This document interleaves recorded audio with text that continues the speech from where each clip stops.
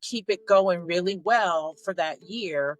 And then you will have established credit. After the year, it turns into a regular credit card. Right. So I did that, and that's actually how I established credit for myself. But for someone who either has no credit or, poor credit, what can they do to start building themselves? I would do is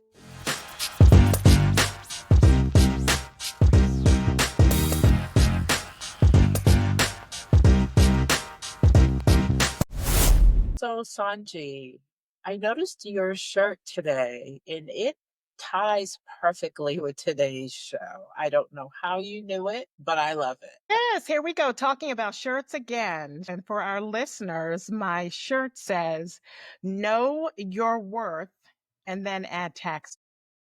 That's so pertinent to what we're talking about today. We have someone lined up as a guest who is just on fire. She is part of the millennial generation. And what I really like about that generation is that they are really serious when it comes to finances.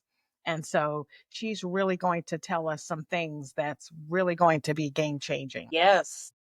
So today we are lucky to have Nickie Johnson join us. She's an entrepreneur and she owns Upscale Tax Solutions and credit repair. So she is going to bless us with some really great knowledge today. I'm super excited for you all to hear her.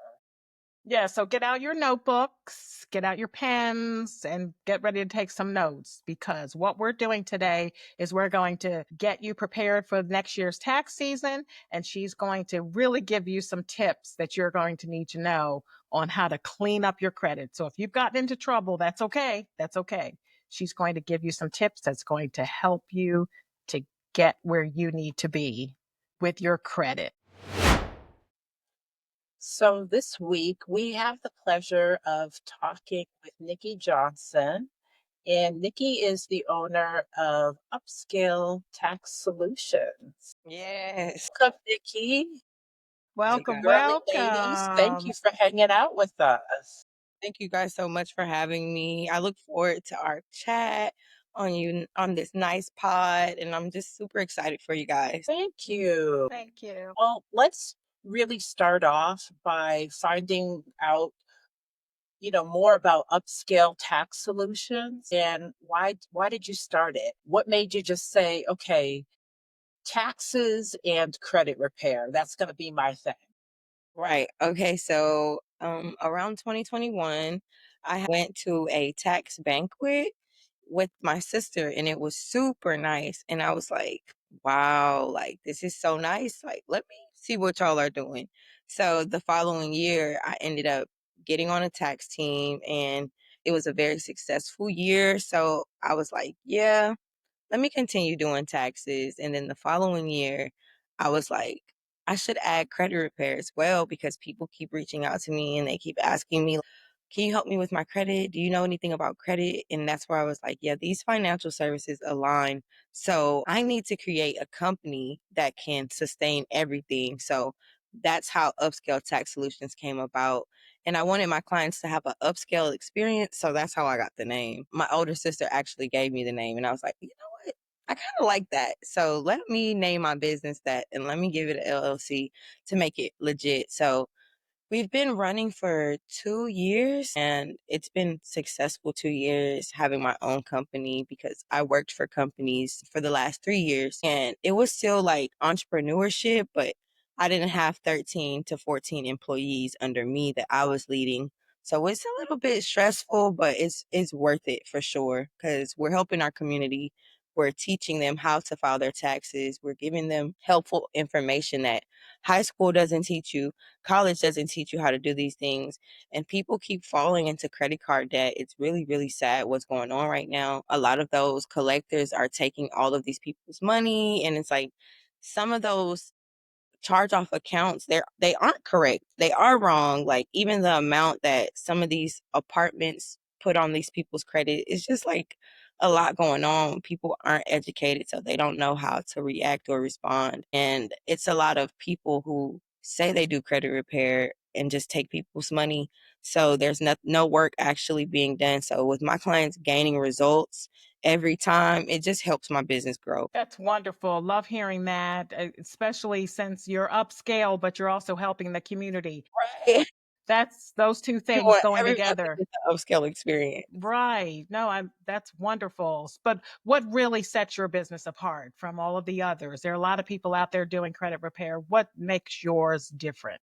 So my program is 3 to 8 months. And as soon as we start on your credit, you get results within the first 30 days, and we send you results monthly, so it's no back and forth, it's no hassle, it's a very, very smooth transaction, and it's a very smooth process for the client and me, because a lot of people think that they can get overnight results, and that is not what this is. It takes time for us to remove these derogatory items off of your credit report, and once I explain to the client what's actually going on, everything that they really have on their credit report, because a lot of people don't know how to read a credit report.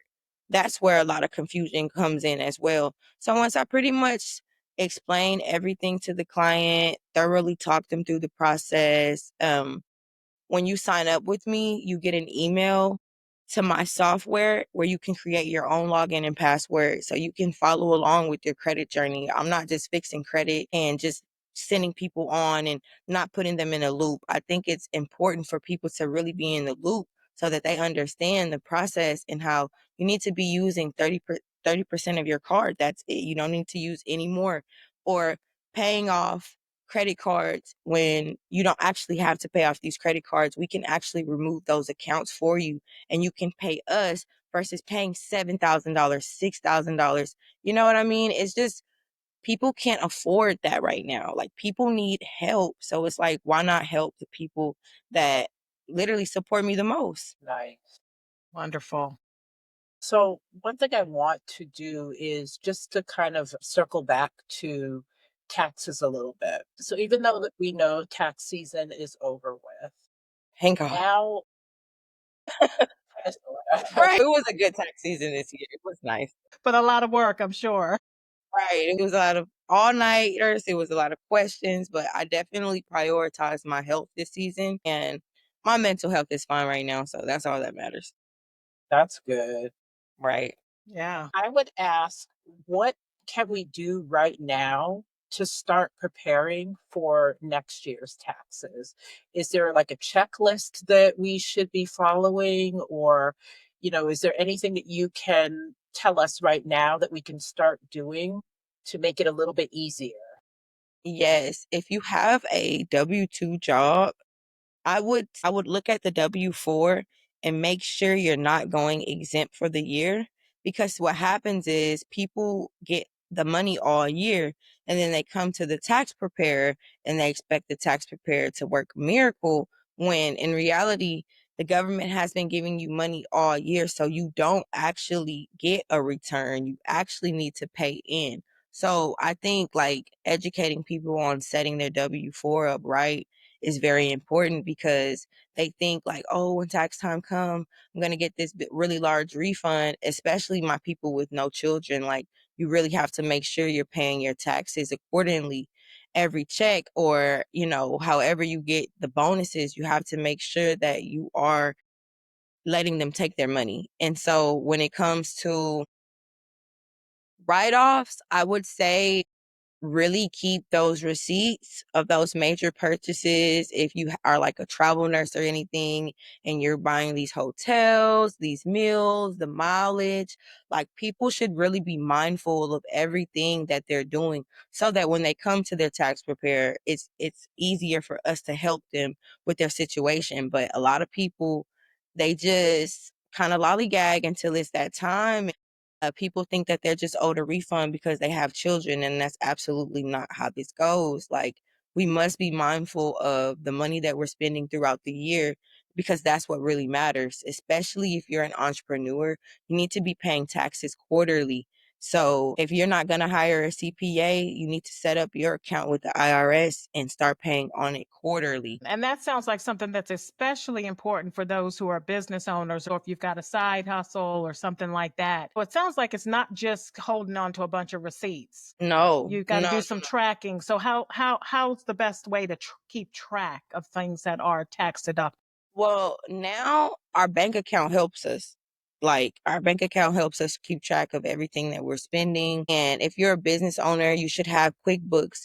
You should have systems into place. You shouldn't just be using Cash App, Zelle, Venmo. You should have actual systems. I know Square has a system into place for you to do your taxes quarterly.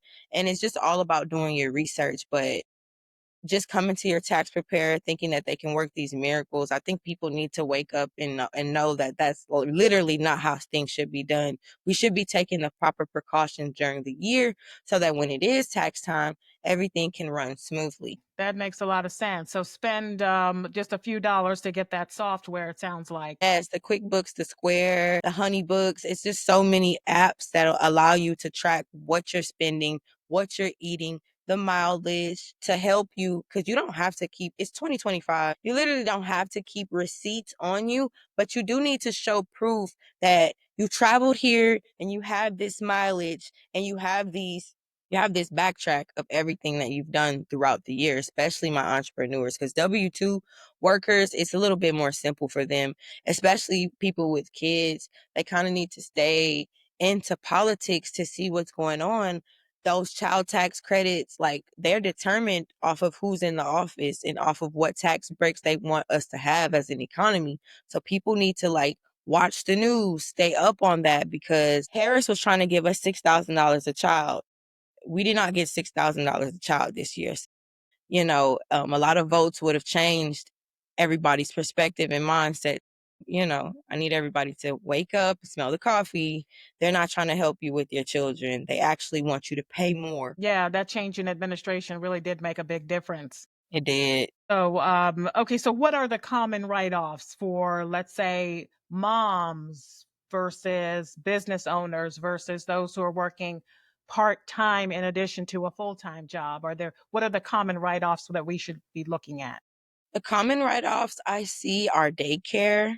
People are really paying a lot of money for childcare, so they have a form for that. Another common write-off I see are people who travel, like they keep their airport receipts. They keep a lot of airport receipts and they show us and we're like, wow, you flew this many miles. And like basically it just all depends. Cars I see are write-offs. People are buying these newer cars and these Mercedes Benz. They're coming to us with these write-offs.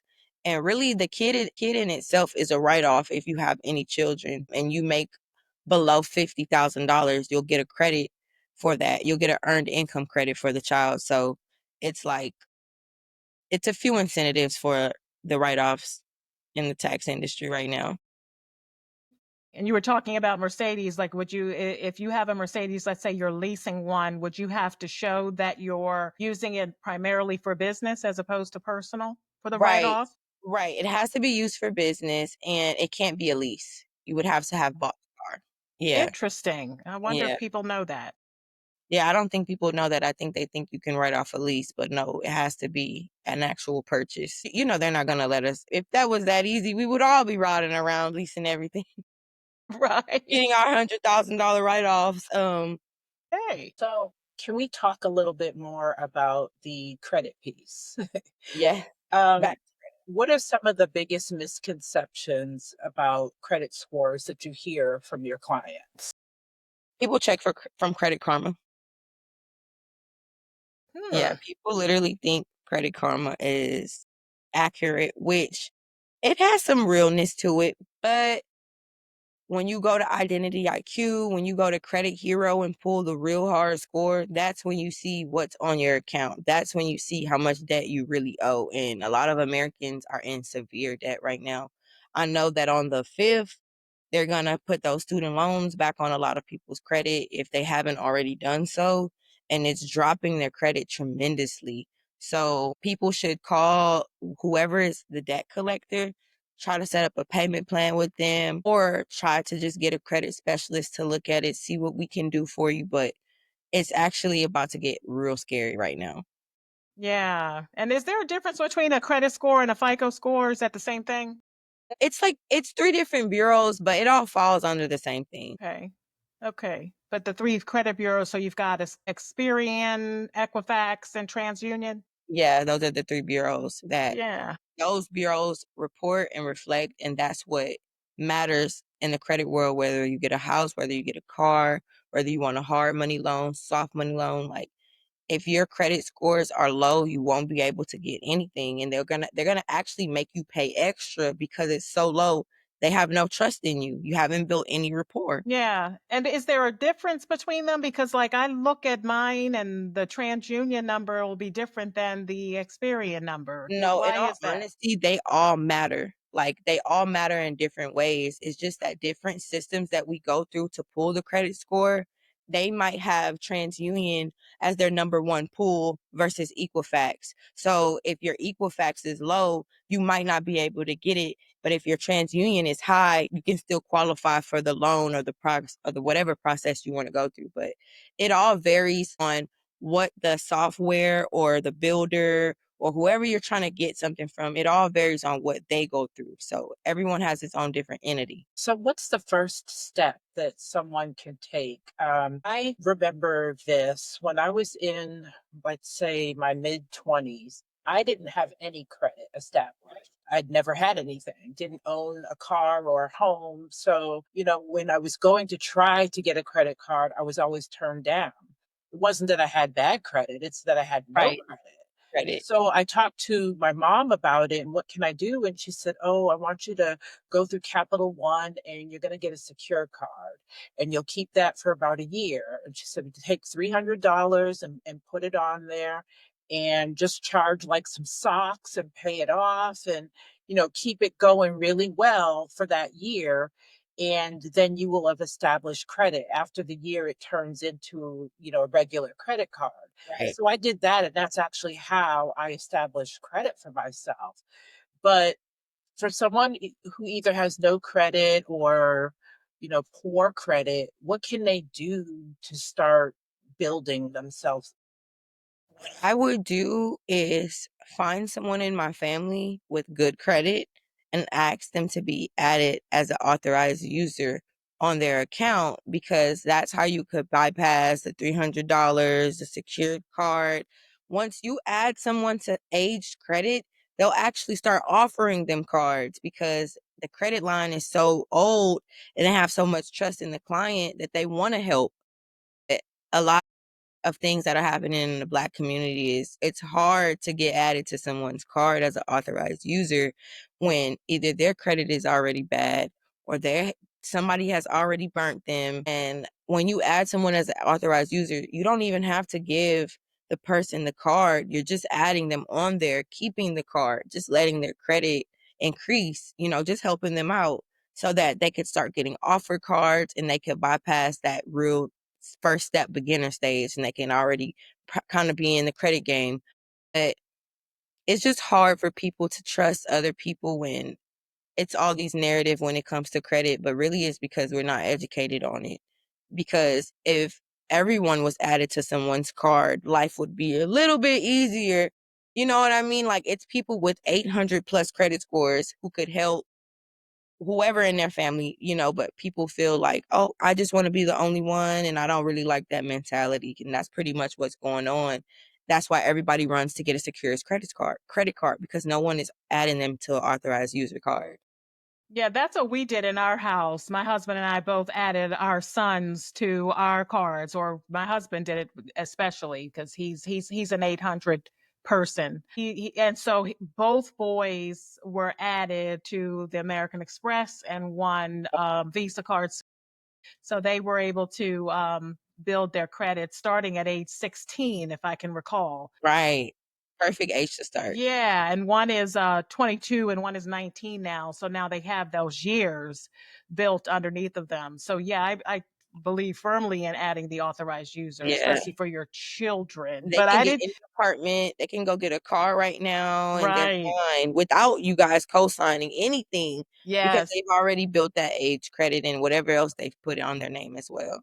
Right, but I didn't think about the fact that we actually didn't need to give them the card. Didn't even No, think about that because we did, and they were responsible. They're both that's responsible the best, boys. that's the best. Yeah, no issues, but I didn't think that, hey, you can really add somebody and just not give them the card. Yeah, Right.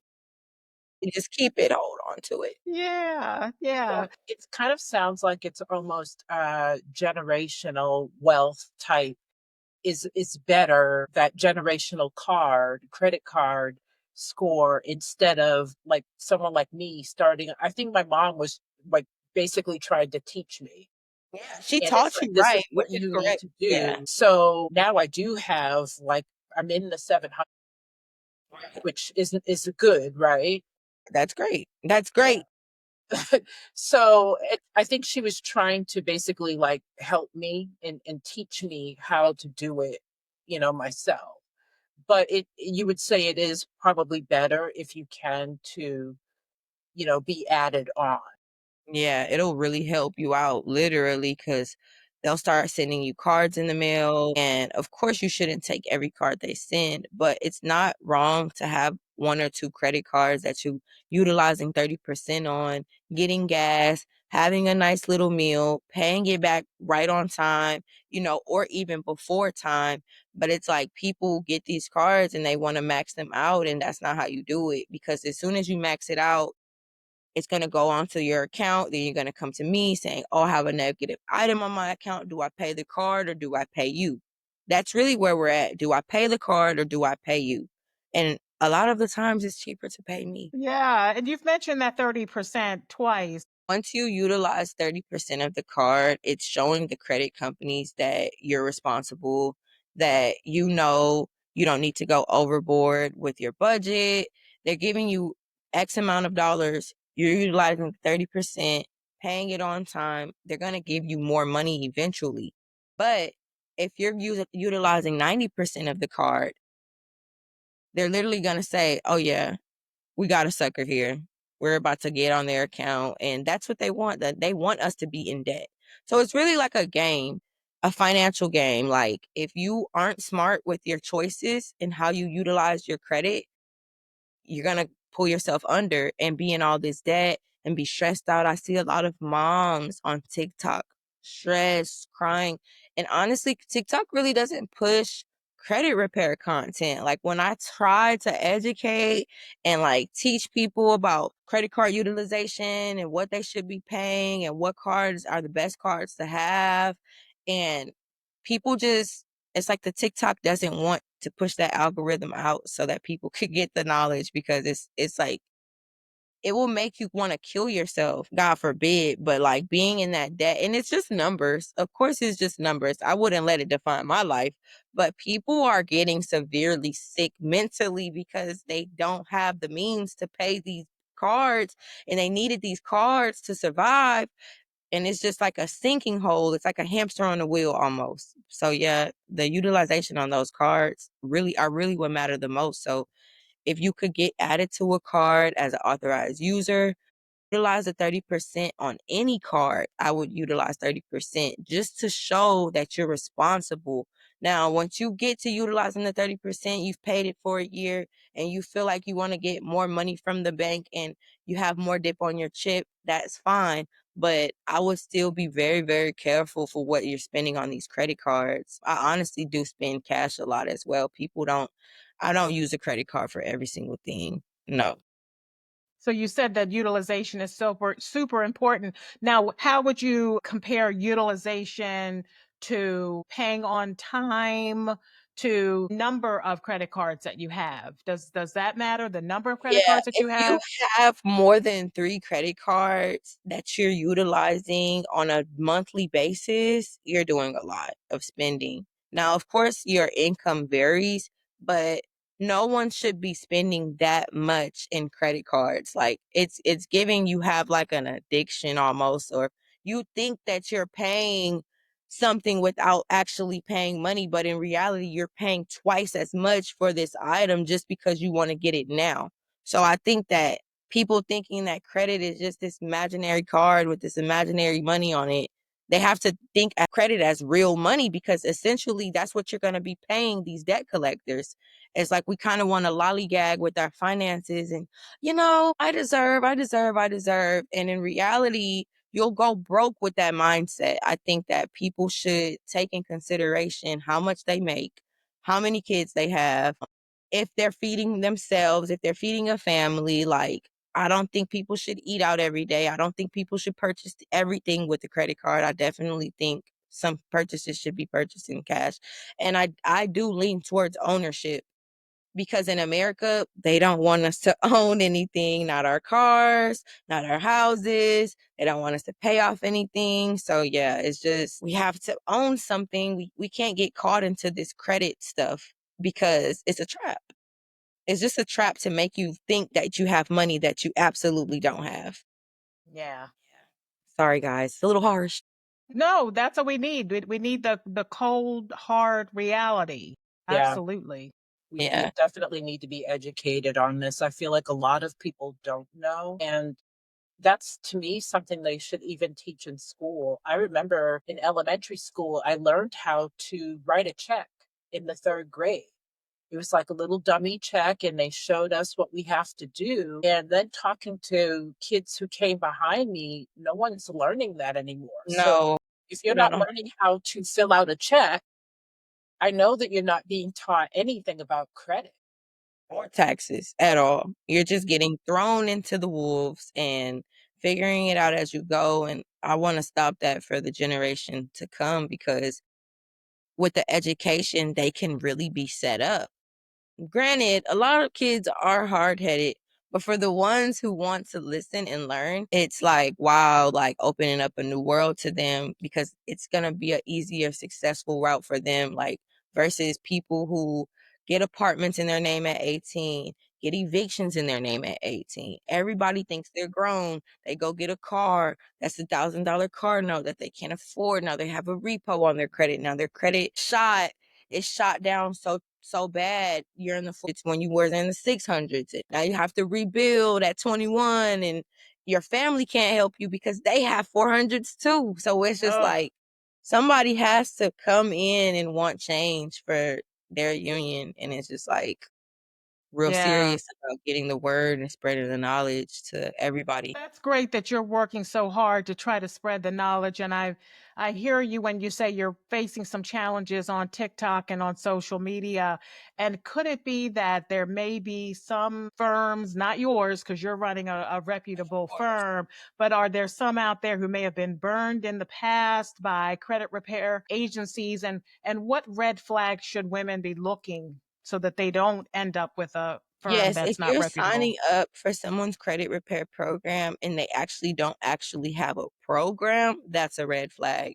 If you're not getting confirmation emails to set up your email and log in so that you can have the same access as the credit repair specialist, it's a red flag. I think if people are charging $3,000 to $4,000 to repair credit, it's a red flag because you might as well pay off the $4,000 credit card if you're going to pay someone that much money. You're supposed to be getting help essentially, not someone to rob your pockets. It's a service to help the community. It's not a service to be trying to be greedy with your clients. And I think a lot of what's going on is people sign up for these programs.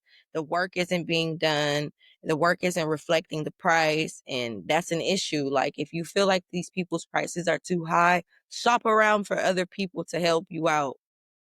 Definitely um get more one than one before you just settle with who you're going to choose to repair your credit because this is a very serious process and you want to make sure they're due diligently doing everything that they can to help you. So let's swing into something a little bit more happy.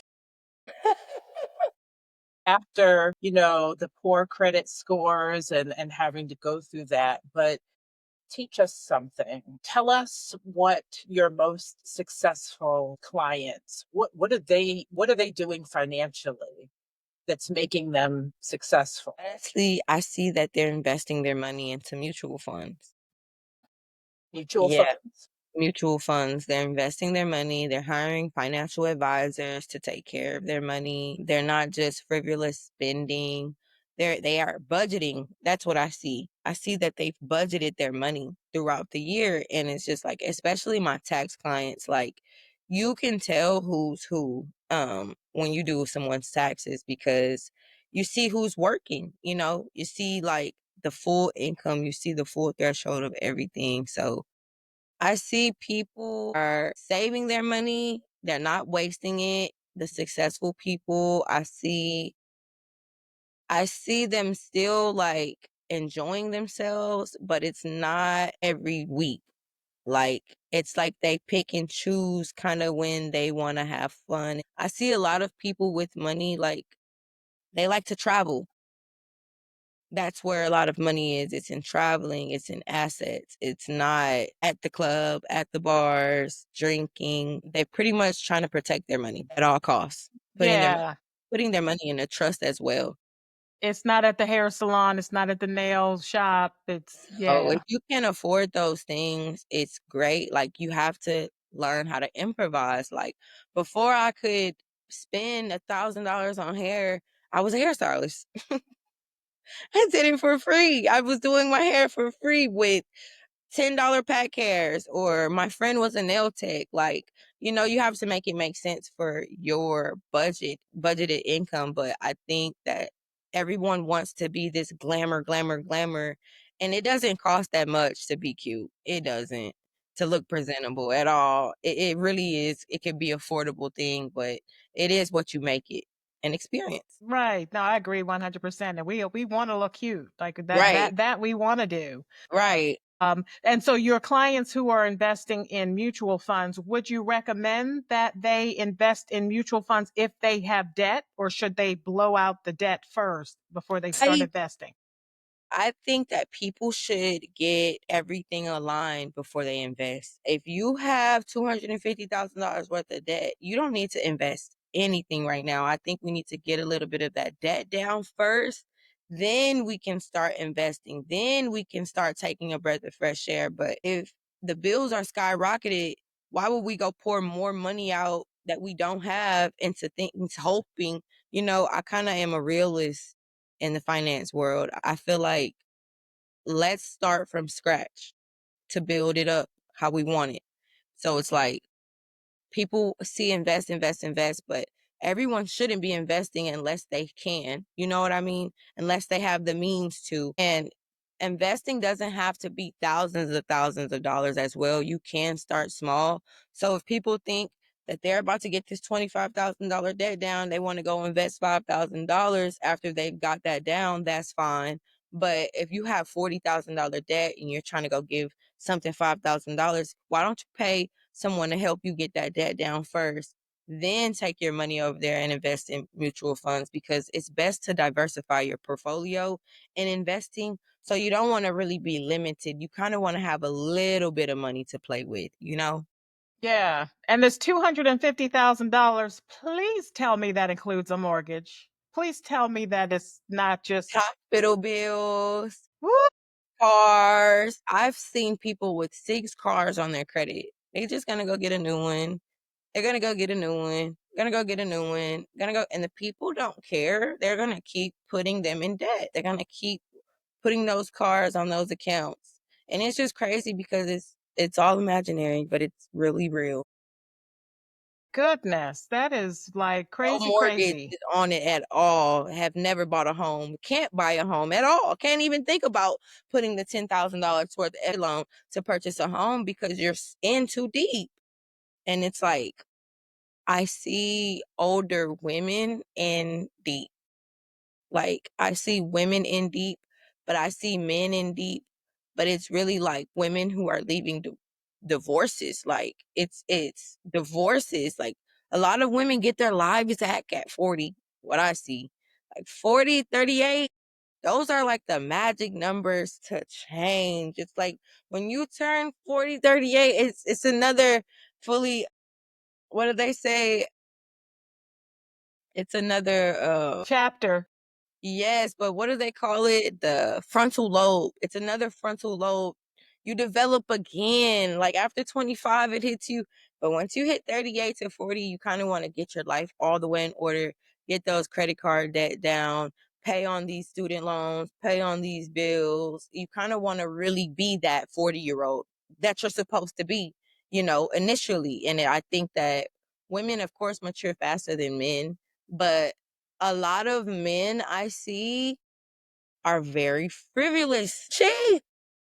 They're literally cheapos. If they can save $1 where they can, I kind of see men kind of saving and I kind of see women just like spending. Of course, you'll come across a few financially smart women, but we're just some girls, okay? This is like beyond us. Like, we shouldn't even have to, but we have to worry about this because we don't live like that. But yeah, Right, we're different. And yeah. speaking of age, is there like a particular age where you're seeing more of your clients land? Is it more the 20 somethings, the 30 somethings, the 40 somethings, or even women who are When you say land, older? what do you mean Meaning land? that they're in your office saying, "Help, like Okay, I'm in so trouble." What yeah, age range are we looking at mostly? 24 to 28, because they've already was 21 and 22 and maxed out those cards. So I kind of see the younger men and women from college who kind of thought, let me get my first apartment, let me settle in. And then I have my 34, 38. They're literally trying to get prepared for 40.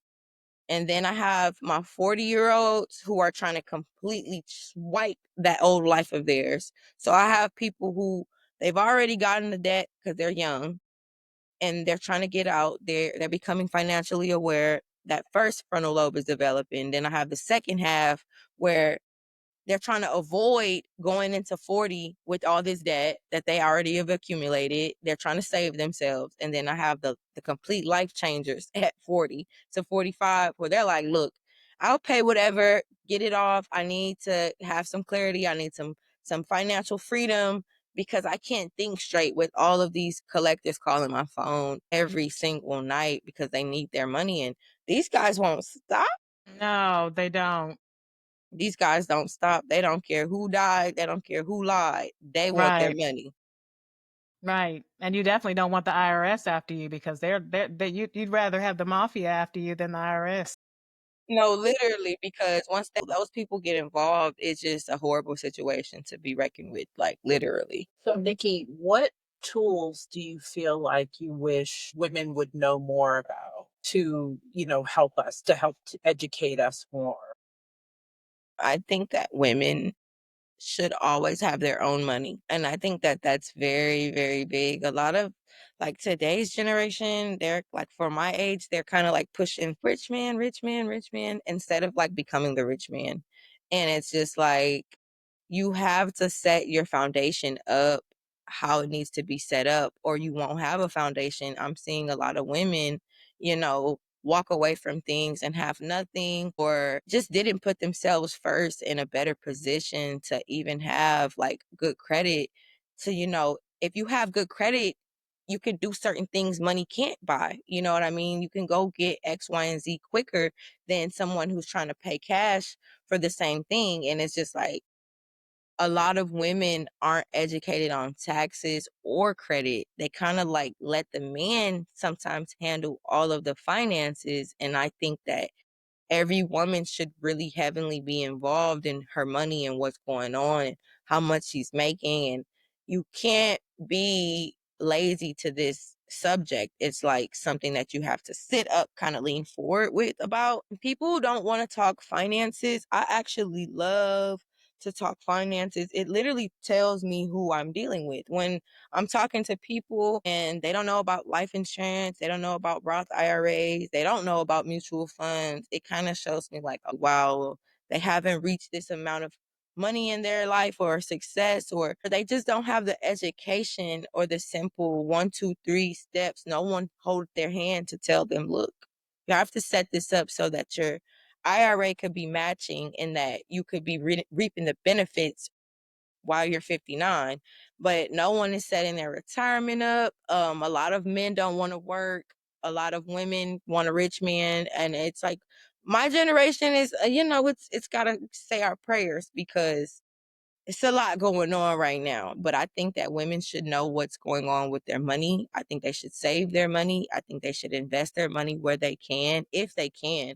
I don't want to just invest, invest, invest, and you have nothing because we have to be real. Like, how can people invest and they have nothing? But you have to build something, grow it, then invest it. It's steps and it's a journey. It's a marathon. It's not a race. No one will ever arrive. And I think that a lot of instant gratification has ruined the process of things and how life is actually supposed to go. We're kind of in a rush to do everything when in reality, everybody needs to just take their time. But So back to you the question, I so think women should know money. so you educate on taxes, you educate on credit, you encourage investing. Do you ever educate at all on insurance? You mentioned insurance earlier. No, but my big sister is like, when I say she would love to talk about insurance on y'all's podcast, she's such an advocate about it. Like, when I say, I honestly couldn't get into insurance because I don't like when people don't listen, and it's very touchy. People don't listen about insurance. They kind of like think, I'm on my mom's policy. My dad has a policy for me. And you have to have this real passion about educating and telling people what they need to know, because I know you need your own. I have my own policies. I have like two policies. My mom has a policy for me, but it's so many different life insurance policies, long term, short term. Like, people aren't aware of what's going on. I was reading a comment recently and it said, Prime America is a scam. How is health insurance and life? How is insurance a scam? Like, we are so far gone. Like, the people just think that anything with a recurring monthly balance that you have to pay for, baby, you have to pay in. This is life. It is a must. And, you know, some people don't want that $18, $25 hit in their account. That's going to get them an $85,000 policy. Well, hopefully you don't think Primerica is a scam. No, I actually Okay, because work for Primerica. my son is a Primerica agent, and I own a Primerica policy. No, Through I'm him. So actually a great advocate for Primerica. okay, I'm an advocate for life insurance, period. Like, Primerica has helped so many people. I'm witnessing it. I'm a live witness to it. And it's just like, people just don't understand what's going on. They kind of like write things off before they even listen to what they have to say. Because what they have to say is very real and it's very valid, and it could help. It could literally help shape your future into the right path. But people think that they know it all. I think once they take time to listen to any insurance agent, especially Primerica, because they're coming with the facts, honey. They are yes, coming in. ma'am. They're coming in hot. Yes, ma'am. My son just got back from Orlando. He's 22 years old. My sister went. With 15,000, I believe, African Americans in Orlando. It was a lot. And Yes, my sister took my mom. oh, really? Oh, that's so Yes, she took my exciting. I mom on a trip. know we're getting off topic, but no, he is fired up and ready to go. So, and He's like I ready to said, go. and so when you mentioned Primerica, I said, I pray she's not one of those anti. Oh, I am not. I am an advocate for them. Okay, They make okay. they It's for do real business with work. them.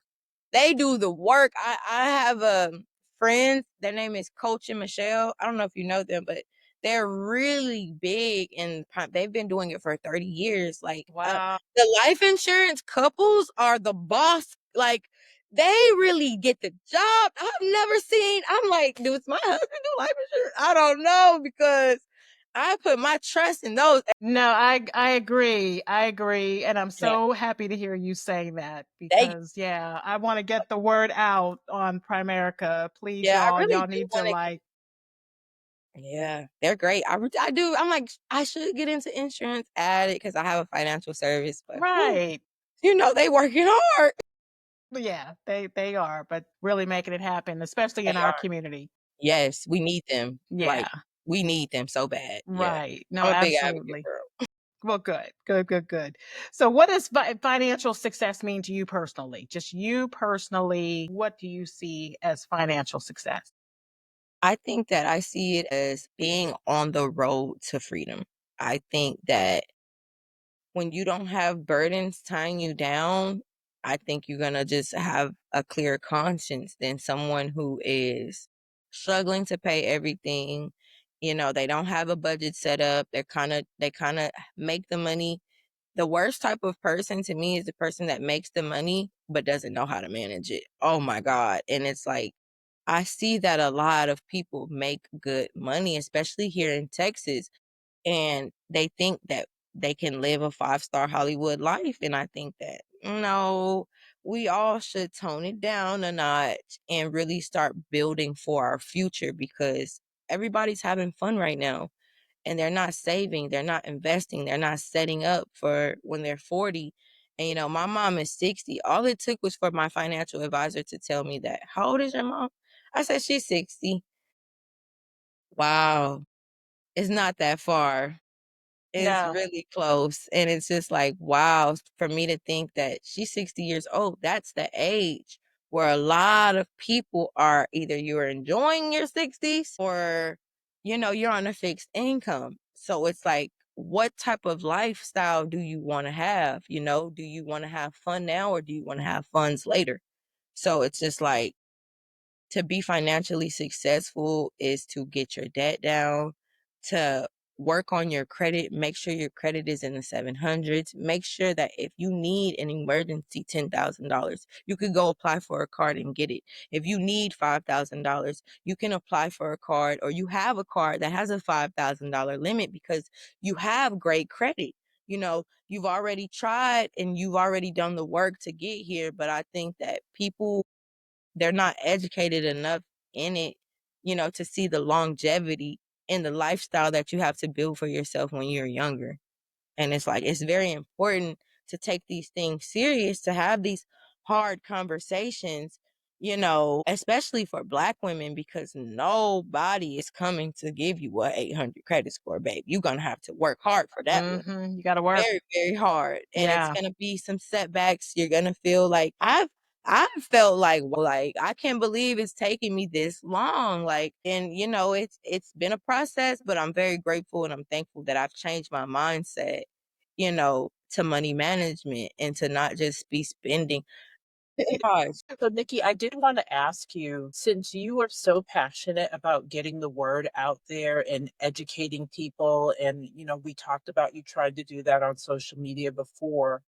Do you offer any type of workshops or sessions or things that people can come to you and start learning about taxes and what the do's and don'ts, credit repair, everything that you've talked about with us? It's Right. very important, and I almost think that, it goes back to, again, kids in junior high and high school need to start hearing that information before they even think about possibly going off to college or trade school or whatever when they start getting those cards and whatnot. So what do you offer, if anything, for people to be able to come to you and get educated? I go live on Instagram like every so often. I'll make an Instagram live where we'll talk about finances. Or I have another tax friend who she has her own tax company. And we're actually in the works of doing a workshop this summer in like July to have courses and classes on tax prep just to help people understand what's going on. You need your driver's license, you need your W-2, we need your social security card. You need these three things to file your taxes. A lot of people don't know you can get the W-2 online. You don't have to wait for it in the mail anymore. Helping people set up the IRS.gov accounts so that they can be in contact with the IRS, especially our youth. And I actually have another community event June 28th where we're like helping and giving back to we're giving like school supplies out, and it's like a STD event as well where it's like they have AIDS testing. And um I think they'll let me talk a little bit on the mic about financial literacy. I'm gonna see. But yeah, I just try to do what I can for the community, really, like whether it's giving back, whether it's back to school, whether it's just coming out to being on a panel, or because I'm on another panel, a tax panel speaking about the business and everything that comes with it. So where I can really, like, just where I can. But I have some things coming up that I will send you guys the information to so you guys can come out definitely and support. Yeah, how can we reach you? So share with our listeners your Instagram and your website, and how can our Yes. listeners get in touch with you? So my tax and credit repair website is www.upscaletaxsolutions.com, www.upscaletaxsolutions.com, and then my personal Instagram is actually, we're not gonna do that. We're gonna do my business Instagram. It is Upscale Tax Solutions. Upscale Tax Solutions. That's my business Instagram. People, and so you offer coaching or I have some classes and some courses coming in November for this upcoming season for people who want to get to hire to be on my team to work for me. So, and you don't have to have any experience. I pretty much train you on everything. And yeah, we're hiring for next year. So, for taxes, and then I have credit repair courses for people who want to have their own credit repair company. would it have to be in the Houston area? Like if we have a No, listener who's in, let's say, California, but they want no, to join you. virtual, right? But I fly to California a lot, so we could do virtual, or I could fly to them. If somebody wanted to work for your company virtually or they wanted to Yeah, start there. virtually. Yeah, virtually we could do it. We could work with them. I have some people in Miami that work for me, and I can't see them. Excellent. No, that's Right. outstanding. So those who want to get into the credit repair business or the tax consulting business who Yeah, they want to definitely work with can you. work from home. Yes, as long as Nice. they can communicate, we can work. Is it like setting up their own independent business as like a mini franchise, or how would that work? No, it wouldn't be a mini franchise. It'll be under my software for the first 2 years. Once they've gained clientele and they feel comfortable and they wanna make their own business, then I would help them create their own business. Because my thing is with taxes or credit, or I don't want to hold anyone hostage because no one held me hostage. I got to do what I needed to do for myself. So I think that it's important to tell people, hey, I want you guys to initially be me. I don't want y'all to skip the hard work part, but I want you guys to look at what I'm building and try to create this for yourselves. I don't want to be the only one, at the top per se, or I don't want to be the only friend financially well off when I'm giving you guys the tools and resources and the opportunity to make yourself a boss to do what you need to do for your family. But people get on and they don't want to do the work. If you're not going to do the work, then it's not going to get done, because I don't hold people's hand. People who work for me are pretty self sufficient, but I do give great leadership. Like, I have an open door policy. They can come for me if they need anything. We have weekly meetings and we're up on all of our tasks. I'm up late at night, really like working with my team and still waking up in the morning early because it's like we don't have time. It's a lot of livelihoods in our hands, especially with taxes. So, it's really important to get everybody squared away officially in like the right ways. So that's you giving to back to the community, helping others to like Right, right, right, glow right. up. Yeah. Creating these opportunities so that they can make themselves six figures or millions of dollars. Because if you take what I give you, you can soar. You can literally soar. It doesn't have to be a cap or a limitation on anything you can achieve with me. So yeah, I pretty much want these people to build themselves up to where they're confident enough to run their own financial services. And that's just how we're gonna do it. True entrepreneur. Yeah, absolutely. What one financial lesson did you learn the hard way? And what is the one thing you would want to use from that lesson that you would want our listeners to take away today? But the one that hurts me the most is the car dealerships. Like, I think it hurts me the most because sometimes people are just getting horrible deals and they're so desperate that, like, it's a horrible situation because it's gonna end in repossession. So, like high interest rates, is that what you're High seeing? interest rates, I think that you're buying the car twice is insane. Mm. And it's just like it happens a lot in our community where we're desperate for a car, we don't have the credit, we have a little bit down payment, and they put us in this high interest rate card with that we can't afford, that they repo, and now it's on our credit. And I feel like, look at those interest rates. Look at the paperwork. I think the biggest financial advice is to not be in a rush, even if you are. Like, you have to trust God that He will provide, because all that trying to do it yourself is just going to put you in a bad deal, like initially. And with these car salesmen, they are trying to close the deal. Like, you might meet someone with your best interest, but 9 times out of 10, they're trying to make the commission to close the deal. So I think people should be very careful with purchasing these vehicles right now, especially with tax season just passing. It's a lot of lemons out here. They just want to put you in a car quick, quick, quick, quick, quick, with the super high interest rate you'll be paying. Because paying for a car twice is it hurts my heart. Yeah, it's It happens insane. to so many people every single day, and they don't even know, because they're looking like 72 months. What are you talking about, guys? 72 months. That is literally a long time to be paying for a car. So I need us to let's start trying to own our cars. Let's start trying to pay our houses down. If you don't want to pay your house down, put somebody in it to rent. Let's start trying to build some residual income, some Airbnb, some flips. Like, let's try to make more from what we have, because people always, I don't have what I don't have. Well, you're not utilizing what you do have.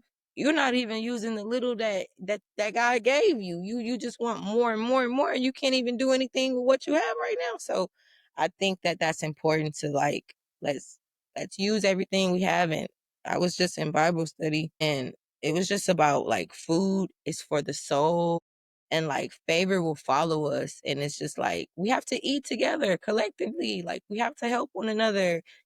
Shine light on y'all. It's not gonna dim my light.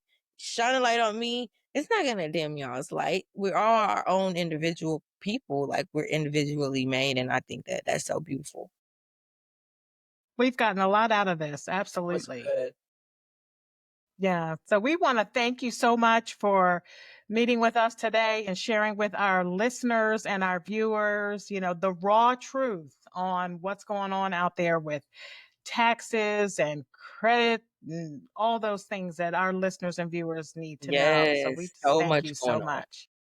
Yes, thank you guys so much for the opportunity to come on y'all's podcast and speak my truth and speak about the business. I'm really grateful for the opportunity. I love talking to like-minded individuals. I hope we do some work in the future. Like, these people don't want to see, like, all of this stuff is set up for us to just live regular, be in debt, struggle, like, paycheck to paycheck. Like, no, like, we cannot do that. Like, we have to build and create, like, and I have had jobs. I have worked. I used to drive the money truck for Loomis. I've done security. Like, I was a hairstylist for 3 years, and I retired myself from hair. Like, it just doesn't stop, and we just can't stop. Every day is like an opportunity to be better for yourself, and, like, you got to show up for yourself every single day. Yeah. Yeah. But we thank you so much. Know your worth and then add tax. Literally. Oh, Yeah. my shirt. I always wear a shirt that's relevant to what we're talking about, that's pertinent to what we're Yes. talking about. So yeah, know your worth and then add tax. Right. And I hope to one day have a podcast for you ladies to come on. Absolutely. Start a podcast because you've got a lot of information to share. So go for it. Absolutely. It was so great talking to you guys. Yeah. Yes, thank you. I really, again, appreciate your flexibility. Sanji, when I was talking to Nikki, I said, could you possibly do Friday? Is that too soon? She said, it's Tuesday. She's like, I'm an entrepreneur. I just said, okay, yes, That's the We're gonna beauty. make it Set your work. own schedule, plan your own life, do you. yes. You don't have anybody telling you. No, and I try to tell the people, especially the women my age, I'm like, y'all, like, I have the blueprint. I know, you guys, we can live better. Like, and it's just like, the girls who get it, get it. The ones who don't, hey, somebody has to be the corporate baddie too. So I understand. To each his True. own. Everyone Right. has the role to play. Right. When I tell you these millennials are not playing around when it comes to this money and finances, I'm telling you, there's a lot to learn from that generation. Absolutely. Nikki, she has so much that she wants to teach, and I love that. We can all learn from her, and believe me, we don't know as much as we think we know when it comes to taxes and when it comes to credit building and repairing. She's just like a ball of knowledge. So I love it. Because she was talking about these people when she said that there are people who are $250,000 in credit card and car loan debt. I thought she was being sarcastic, but no. There are people who are in real trouble, and she's there to really help people clean it all up because it can be cleaned up. You just need to just get with the program. You first need to admit that you are in trouble, and then you need to see somebody who's a professional like her to get you out.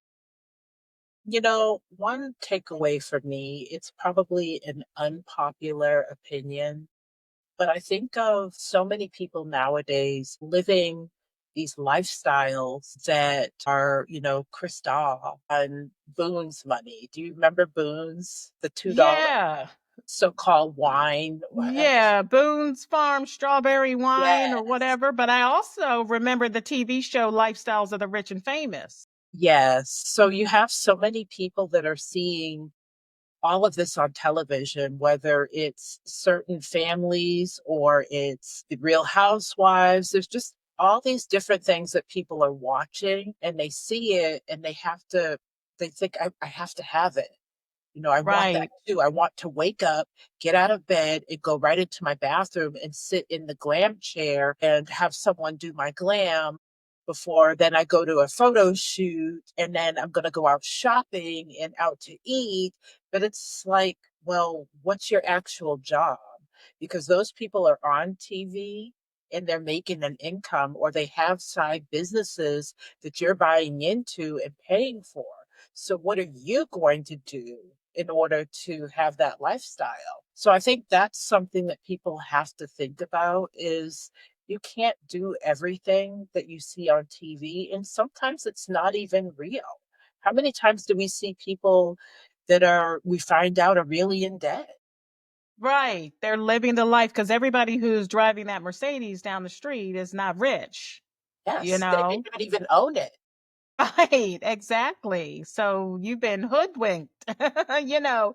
No, and I love the Real Housewives. I'm all into Potomac and Atlanta. Watch Dubai. Like I'm Beverly Hills, all in. But like you said, those women were chosen to be housewives because they have the money.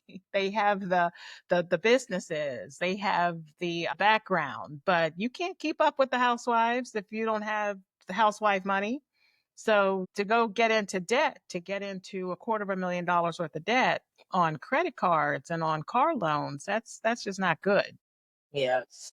So I just love the fact that she is so focused on helping the community. Like she sees everyone as the community and she really, really wants to help people to dig out from all of that. Yes, and she also stressed about women having their own money. And that's something that I think is really important, especially for generations coming up. Stop relying on finding the rich man or, whatever it is, sugar daddy. I've heard all of the terms and Yeah. you cannot do that. You have to be able to provide for yourself. And I know it's like a catch 22, especially for married women. I have married women in my friend group. Some of them have joint bank accounts with their husbands and everything is funneled through that one account and you've got to like balance those two. And then there are others who have separate bank accounts. But what I'm seeing is that a lot of the women who have joint bank accounts, they've got to ask their husband, is it okay if I go get my hair done? Is it okay if I go do this, that, and the third? So that's a struggle. But and I'm not saying that that's wrong to having the joint bank account. And then there are those who have the separate bank accounts, and then they may be struggling. So it's which direction do you want to go in? But either way, women do need to be financially literate, and they need to know what's going on to maintain great financial strength And they also need to know what's going on with their husbands or their partners, because if that partner goes away, then what? You don't even know what your financial picture looks like in your house. Get comfortable with having those uncomfortable conversations, whether Yes. it's the whole life insurance piece or it's, financial. Get comfortable having those uncomfortable conversations. Yes, you do, because you too may need to go to credit repair because you may not know that your partner is deep in debt. And then when you find out, boy, you got some work to do. So you may need to get with Nikki or a credit repair agency to get that all cleaned up. So I really like what she's doing. We hope you found our conversation as inspiring and thought provoking as we did. If you enjoyed the show, please like and subscribe to our show. You can also text the show if you're listening to us on one of the podcast platforms. Your feedback means the world to us. Please make sure that you follow us on social media as well as our website. We are girlieladies.com. You can always find our guests in the contributor section as well if you want to see their social media or their websites or read about them. And then we also have our Instagram at Girlie Ladies. I have an Instagram that's at the KJB Effect. And I'm at Sanji Cosby. You can find me on Instagram, Facebook, TikTok, and other social media platforms. So until next time, keep exploring, keep questioning, and most of all, keep growing. Thank you, everyone. Care.